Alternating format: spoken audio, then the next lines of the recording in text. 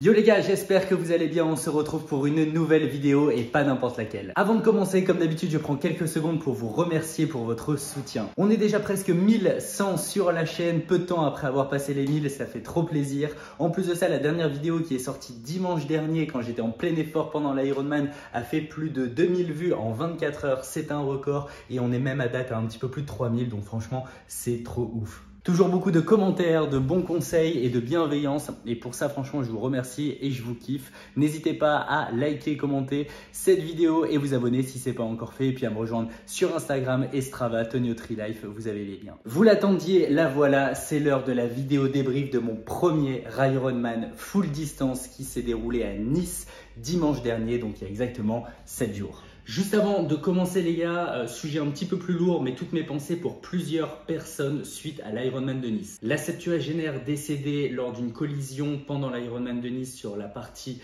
vélo. Également toutes mes pensées pour le triathlète en question suite à ce gros trauma. Et pour terminer, toutes mes pensées pour le triathlète de 24 ans qui a fait un arrêt cardiaque pendant la course. Je n'ai pas tous les détails, mais je me réjouis juste déjà de savoir qu'il est en vie. Donc voilà, je voulais vraiment vous faire passer le message. Je ne sais pas s'il y a eu d'autres accidents durant la course, en tout cas pas à ma connaissance, mais sachez que je suis de tout cœur avec vous. Le triathlon, c'est un sport qui reste dangereux quand même. Sur ma participation l'année dernière au 73 de Aix-en-Provence, il y avait également eu un décès sur la partie natation. Donc s'il vous plaît, restez toujours vigilants au maximum. Je ne suis pas là pour faire des polémiques ou chercher des coupables à tous les accidents mentionnés précédemment. Simplement, restez toujours vigilants. C'est hyper important, on ne sait jamais ce qui peut se passer sur une course, donc s'il vous plaît, faites attention. Bref les gars, après avoir plombé l'ambiance, il est temps de se lancer dans cette vidéo et dans le vif du sujet. La vidéo va être assez longue, je vais mettre un beau timecode sur la vidéo YouTube comme d'habitude pour que vous puissiez aller là où ça vous intéresse. Néanmoins, sachez qu'il y a des pépites dans absolument chacune des parties, que ce soit dans les zones de transition, que ce soit sur la partie vélo, course à pied, natation, vous allez retrouver des tips partout. Donc franchement, regardez-moi ça parce que ça vaut le coup. Je tenais à vous partager que j'ai reçu quelques messages pendant ma prépa, rien de bien méchant, mais en me demandant est-ce que je m'étais assez entraîné, est-ce que je manquais pas de volume, est-ce que je manquais pas d'intensité, et tout ça quelque part c'était quand même un petit peu vrai. Mais c'est hyper important de comprendre qu'il y a autant de finishers qu'il y a de plans d'entraînement, notamment sur ce genre de course. Concernant ma prépa, elle a duré 7 mois, soit 224 jours. Ça a été ponctué du marathon de Paris et du triathlon taille L de Compiègne. Et vous savez quoi? C'est pas tout et je pense à mon sens que c'est totalement ce qui fait la différence du pourquoi je suis aussi finisher sur cette course. Je fais du sport depuis l'âge de 4 ans où j'ai commencé le baby judo jusqu'à l'âge de mes 15 ans. Ensuite, j'ai pu faire 2 ans de foot. J'ai attaqué la salle de musculation vers 17-18 ans. Aujourd'hui, j'en ai 10 de plus et je continue à y aller régulièrement simplement pour me renforcer et pas me blesser après sur la partie course à pied notamment. En parallèle, entre mes 20 et 25 ans, j'ai repris les sports de combat. J'ai fait de la boxe thaï, de la boxe anglaise, du MMA pendant approximativement 5 ans. Et à côté de ça, j'ai toujours un petit peu couru. Pas beaucoup, mais un petit peu. Puis en janvier 2022, c'est là que commence mon aventure sur les sports d'endurance et c'est là que commence ma prépa pour le semi-marathon de Paris. S'en est suivi au cours de l'année 2022 le premier triathlon de ma vie, le triathlon taille M de Paris, puis en fin d'année, le marathon de Nice. En 2023, du coup, j'ai pu participer au marathon de Paris, au Half Ironman 73 de Aix-en-Provence et au Half Ironman 73 de Vichy. Si vous l'avez remarqué rapidement, mais chaque année, il y a du coup 3 échéances approximativement. Pourquoi? Puisqu'une prépa dure généralement 3-4 mois, donc 3 échéances fois 3-4 mois de prépa, ça nous fait une année entière. En 2024, du coup, il y a eu le marathon de Paris, le 73 de Compiègne, donc qui est un triathlon taille L, et l'Ironman de Nice que je viens de terminer. Donc quand je reçois des messages du type est-ce que je m'entraîne assez, est-ce que je manque de volume ou d'intensité, effectivement sur le cadre de la prépa très spécifique de l'Ironman, c'est possible que j'en manque un petit peu. Néanmoins, ça fait littéralement 2 ans et demi que je m'entraîne sans arrêt puisque je n'ai eu que très peu de repos. J'enchaîne les prépas au fur et à mesure, toujours de façon assez souple. Je ne suis pas passé du jour au lendemain de 0 jusqu'à un Ironman. J'ai plein de petites échéances intermédiaires, mais qui me permettent aujourd'hui, je pense, d'être aussi un finisher. Une partie assez rapide mais qui a toute son importance pour moi dans la réussite de mon Ironman, c'est l'avant-course. Qu'est-ce que j'entends par avant-course? Deux choses. La première, le mindset, et la seconde, le fait d'avoir pu être sur place à J-7. Effectivement, j'étais sur place à J-7 et ça, quel plaisir honnêtement. Ça m'a permis de retester ma combinaison néoprène en mer et de m'habituer. Ça m'a permis d'aller courir sur la promenade des Anglais, encore une fois pour m'habituer. Et comme vous l'avez vu sur la dernière vidéo, enfin il y a même 2 semaines de ça,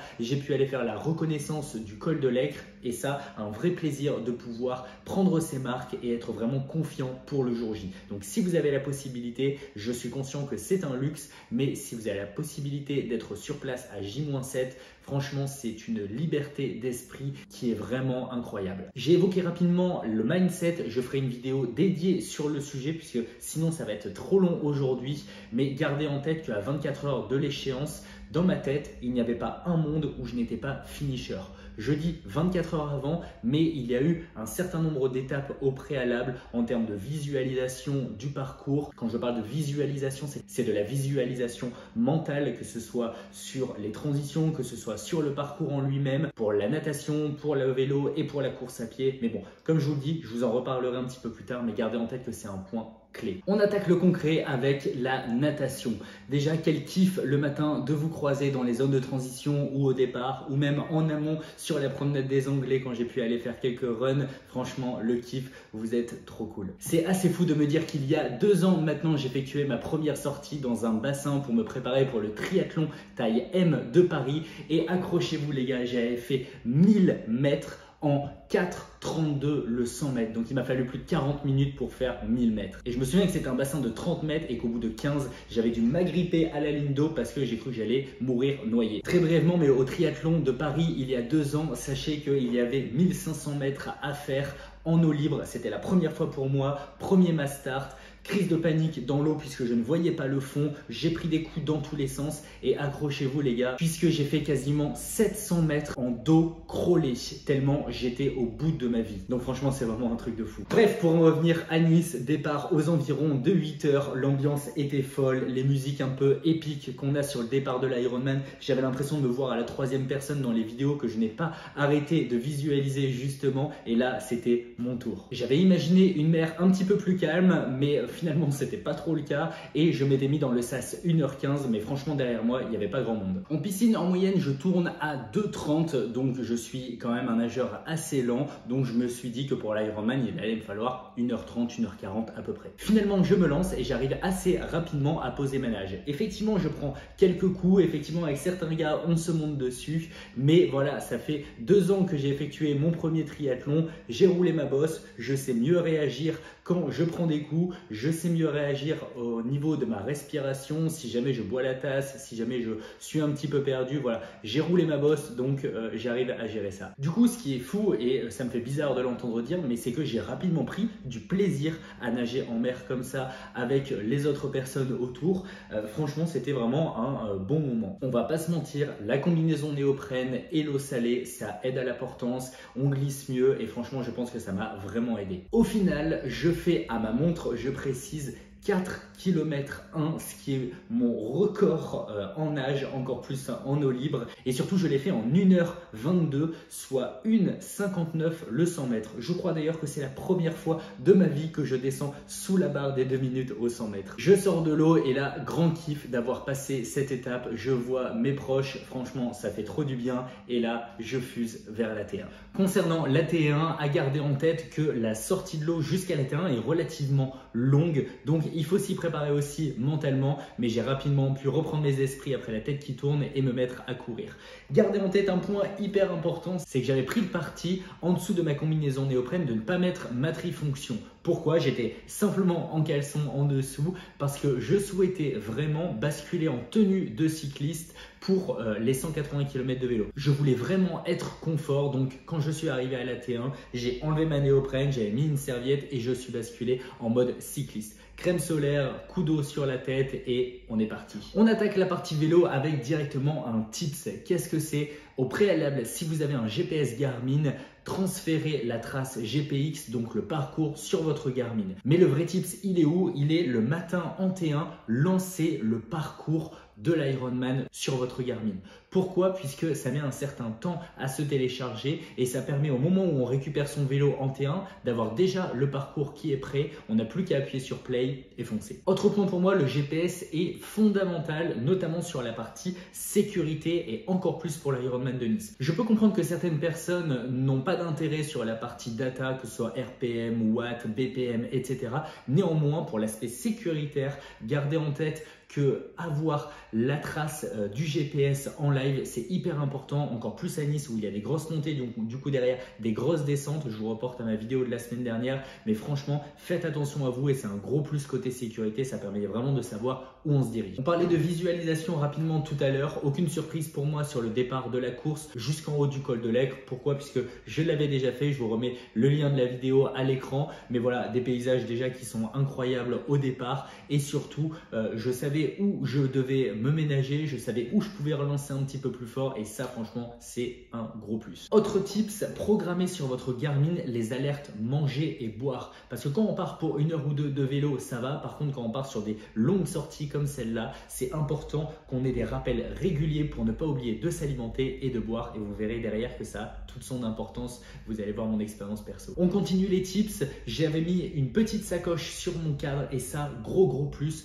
Pourquoi? Je pense notamment au col de l'Aigre, quand on part pour 20 km de montée, ne pas avoir à aller chercher dans son dos ses ravitaux, à se tordre en deux et à perdre de vue le parcours qui peut être aussi dangereux que ce soit en montée ou en descente. Simplement avoir la petite sacoche, pouvoir rester focus en même temps et pas se débattre, ça game changer. Visuellement, le parcours est juste exceptionnel, on me l'avait dit, mais le vivre, franchement, c'est une autre dimension, c'est un régal pour les yeux du début à la fin. Du côté de mon vélo en lui-même, gros kiff d'avoir changé il y a 2 mois de ça pour mon Giant TCR. C'était un régal en montée, sur les descentes et sur le plat, quand on envoie, il répond. Donc ça, gros kiff, très heureux d'avoir pu changer ça avec le DI2. Le DI2, j'appuie dessus, mais sur des parcours comme ça, franchement, un régal d'avoir cette précision sur les changements de vitesse. Ceux qui l'ont, ils savent de quoi je parle. De mon côté, j'ai eu 2 difficultés pendant le parcours. La première aux environs du 120-120e kilomètre. On était sur un parcours qui était légèrement vallonné et un gros vent de face.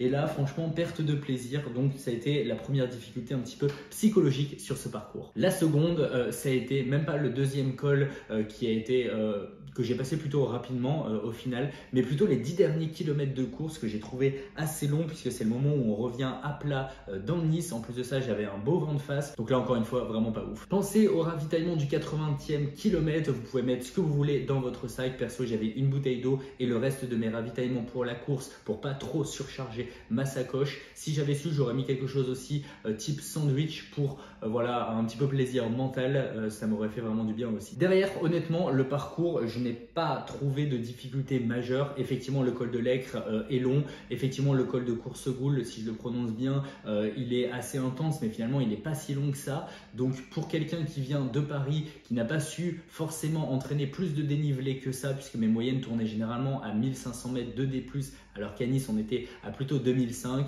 Pas de difficulté majeure et ça s'est plutôt très bien déroulé. Dernier point en vélo, en arrivant sur la promenade des Anglais, un petit peu de frustration puisque j'ai l'impression que la remontée en vélo paraissait une éternité. En plus de ça, j'avais l'impression qu'il y avait beaucoup de monde déjà sur la course à pied, donc mentalement un petit peu difficile à ce moment-là.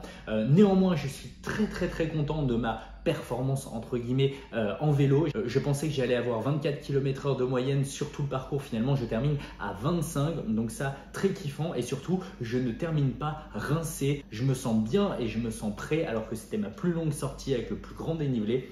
À croire que l'entraînement, ça aide vraiment. Sur la T2, pas grand chose à dire si ce n'est que je me suis une nouvelle fois changé entièrement pour remettre ma trifonction. Bah ouais les gars, il fallait quand même pour les photos de finisher avoir une trifonction, faut pas déconner. On attaque le marathon. Je mets ma petite paire de Hoka Cielo 1 et là je pars pour le marathon. Sur la partie marathon, mon ravitaillement était dans le sac qui est disponible à l'entrée du parcours du marathon, pas dans mon sac de T2 pour éviter que ma nourriture passe toute la journée au soleil. Point important pour ceux qui me suivent sur Strava, vous l'aurez remarqué, ma batterie d'Apple Watch m'a lâché et donc du coup je n'ai pas l'entièreté du marathon sur ma montre, donc ça un petit peu les boules. Mais honnêtement, j'avais pas encore envie de relâcher 2, 3, 400 € dans une montre. J'en avais déjà assez dépensé pour cet Ironman. Je redoutais un petit peu la transition bike and run, surtout vu le volume de la partie vélo. Et finalement, ça se passe plutôt très bien au départ. Aucune douleur particulière. Je fais même 26 km avec un BPM moyen à 140 et une allure moyenne à 5,45. Donc franchement, j'ai été royal. Il y avait du monde, il y avait des encouragements. Franchement, sur la promenade, c'était un gros kiff. Effectivement, la dernière partie vers l'aéroport, là, c'est un petit peu la zone de fond où là, on se bat un petit peu contre ces démons. Il n'y a plus personne, plus d'encouragement. Le parcours est un petit peu flingué, on va pas se mentir à cet endroit-là, mais ça fait partie du jeu et on est aussi venu pour ça. En parlant d'encouragement, un gros big up à Johan qui suit cette chaîne et qui était sur l'Ironman en tant que spectateur pour aider ses amis. Franchement, il m'a aidé de fou quand j'étais dans le mal sur la deuxième partie du marathon.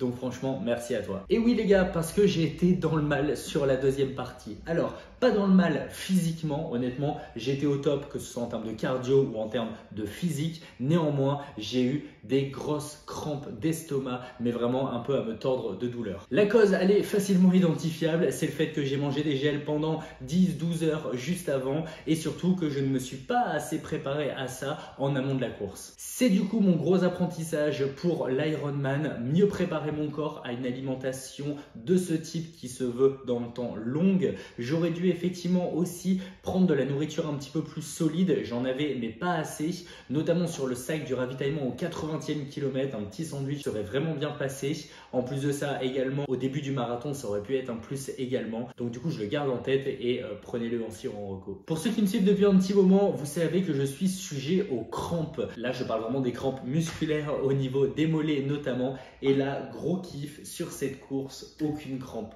Et ça s'explique très simplement pour moi pour deux choses. La première, les manchons de compression que j'ai acheté il y a quelques semaines de ça, je vous en avais parlé dans une vidéo. Et aussi les petites pastilles de sel que j'ai pris sur le vélo et sur la course à pied. À savoir que les manchons de compression, je les ai mis en T1, donc je les ai gardés sur toute la partie vélo et sur la partie course à pied derrière. Et je suis sûr que ça a très bien fonctionné puisque je n'ai eu aucune crampe. Pour en revenir à la course, effectivement, la fin a été un petit peu compliquée, mais je pense que ça fait aussi partie de l'aventure. Il faut passer par ces moments-là. Mais par contre, je ne me suis jamais arrêté totalement. J'étais toujours dans le mouvement et c'était vraiment un point d'honneur que je voulais avoir. Le 30e kilomètre est passé, le 35e, le 40e et la direction, la finish line. Tous ceux qui l'ont vécu savent de quoi je parle. C'est vraiment une émotion à ce moment-là qui est assez indescriptible. C'est un petit peu bateau de dire ça, désolé, mais franchement, quand on remonte l'allée vers l'arche de finisher Ironman, qu'on voit les gens autour qui t'appellent par ton prénom, qui t'encouragent, franchement, là, c'est des émotions de fou. J'en ai encore des frissons. Il y a la petite cloche à sonner, mais figurez-vous que je ne l'ai même pas vue. J'étais tellement obsédé par la ligne d'arrivée et par les gens qui m'entouraient, mes proches, mes amis, etc., que je suis totalement passé à côté. Et on passe la ligne d'arrivée. Et là, franchement, pour ma part, ça a été une grosse émotion qui est redescendue. J'ai versé mes petites larmes quand même, en toute transparence, parce que ça a été vraiment un moment fort. C'est aussi la redescente d'un certain nombre de mois de préparation qui redescend et de tout un tas de choses aussi personnelles. Mais voilà, franchement, une émotion de fou de passer cette ligne d'arrivée. Chrono final, 13h17 d'effort continue, donc c'est un record pour moi. Rien que le fait de le dire, je trouve ça assez ouf. Là où je suis très content, c'est que je n'ai pas eu de difficultés majeures. Est-ce que je ne me suis pas mis assez dans le rouge pour ça? En tout cas, ce n'était pas mon objectif. Mon objectif principal était d'être finisher et le contrat est rempli et ça fait trop plaisir. Je suis vraiment heureux aussi que mon corps me permette de faire des telles choses. Qui plus est, seul, qu'est-ce que j'entends par seul? C'est que je ne suis pas coaché. Ça fait 2 ans et demi que je suis dans les sports d'endurance et que je monte les étapes petit à petit. Je ne dis surtout pas qu'avoir un coach c'est mauvais, c'était simplement aussi un défi personnel de pouvoir me prouver que j'étais capable de faire des choses seul, de monter les marches petit à petit jusqu'à arriver à l'Ironman. En me lançant dans un semi-marathon il y a 2 ans maintenant, je ne pensais pas être finisher aujourd'hui d'un Ironman. C'est un petit peu fou ce que la vie réserve au fur et à mesure. Je ne pensais pas non plus avoir cette chaîne avec autant d'abonnés, autant de soutien. Donc franchement, ça me fait trop plaisir. Encore une fois, merci. Je clôture cette vidéo qui, je le sais, est déjà bien trop longue, mais compliqué de vous résumer 13 heures de sport en simplement 5 minutes. J'avais à cœur de vous partager un petit peu tout ce que j'ai pu vivre. Merci une nouvelle fois pour votre soutien. soutien, pour votre bienveillance, que ce soit pendant la course, que ce soit sur les vidéos ou autres. Franchement, ça me fait trop plaisir. N'hésitez pas à liker, commenter, vous abonner sur toutes les plateformes. Sur Insta, il va y avoir du nouveau contenu et surtout du contenu tout court puisqu'il n'en avait pas avant. La chaîne va prendre une autre dimension aussi. On va continuer de cranter petit à petit ensemble. Cette vidéo, elle marque quand même un tournant puisque c'était l'objectif initial de cette chaîne. Donc, si vous voulez aller ailleurs maintenant, allez-y. Non, je déconne. Mais en tout cas, c'est juste le départ d'une nouvelle aventure maintenant. Je ne peux pas encore vous dire quelle aventure justement, mais il y a des belles choses qui arrivent. Officiellement, je peux déjà vous dire que je serai au marathon des JO tout début août, mais il y a une nouvelle échéance derrière qui va arriver très rapidement, qui va me demander une grosse préparation aussi, mais qui sera à la rentrée. Donc je vous en dis pas plus, mais il va y avoir du lourd qui va arriver. Bref, une nouvelle fois, super fier d'avoir réussi cet Ironman de Nice. Je ne peux que vous le recommander. Encore une fois, mille merci pour votre soutien et je vous retrouve la semaine prochaine pour une nouvelle vidéo. Ciao!